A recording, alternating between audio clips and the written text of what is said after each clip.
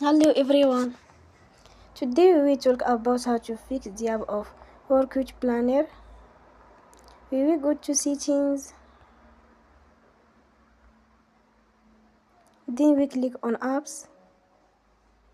After that we will search the app Workout Planner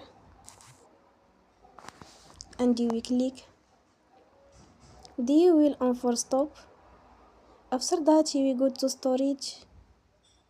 Then we click on clear cache. In the end, you will go to Play Store and you will update your app. Don't forget to support us by like and subscribe. See you next time and thank you for watching.